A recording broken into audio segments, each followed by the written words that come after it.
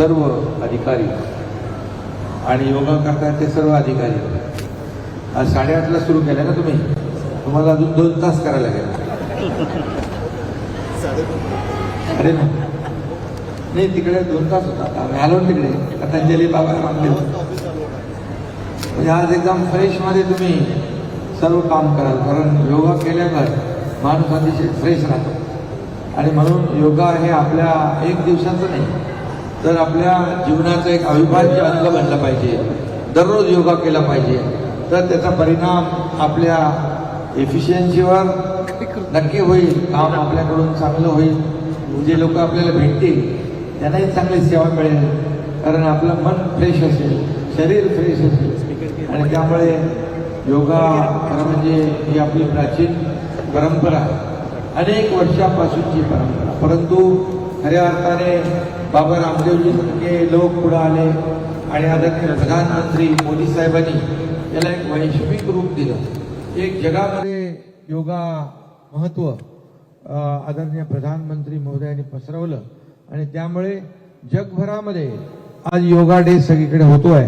मोदीजी देखील आता श्रीनगरला योगा डे साजरा करतायत. म्हणजे जिकडे असतील, गेल्या वर्षी परदेशी विदेशात होते. म्हणजे योगाचं महत्त्व जे आहे ते मोदीजींनी पूर्ण जगभराला दाखवून दिलं. कारण स्वच्छतेचं देखील महत्त्व काय मोदीजींनी 2015 साली लोकांना नाही देशाला दिलं आणि त्याचा कित्ता आपण गिरवतोय. आणि म्हणून खऱ्या अर्थाने आजचा हा योगा डे महापालिकेच्या माध्यमातून दरवर्षीप्रमाणे होतो. आणि मग सर्व अधिकारी इकडे आहेत आणि आमचा एक मंत्री पण आहे. तू खरोखर करणार आहे ना? आज मंत्रालयाच्या वतीने आहे, त्यामुळे मी आपल्या सगळ्यांनाच खूप शुभेच्छा देतो. योग हा एक काळाची गरज आहे.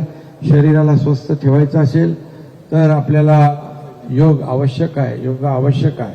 आणि म्हणून मी सगळ्यांना शुभेच्छा देत असताना करो योग रहो निरोग अशा प्रकारची आपल्याला मी शुभेच्छा देतो. आणि पुन्हा एकदा सर्व अधिकाऱ्यांचं अभिनंदन करतो. वेळात वेळ काढून आज आपला कामाचा दिवस असताना देखील आपण योग दिवस साजरा करताय आणि या कार्यक्रमात सहभागी झालात त्याबद्दल मी आपण अभिनंदन करतो. मनापासून शुभेच्छा. आम्ही पण करून आलोय आता दोघंही तिकडे गेट ऑफ इंडियाला. सगळ्यांनाच खूप खूप शुभेच्छा. धन्यवाद. जय महाराष्ट्र.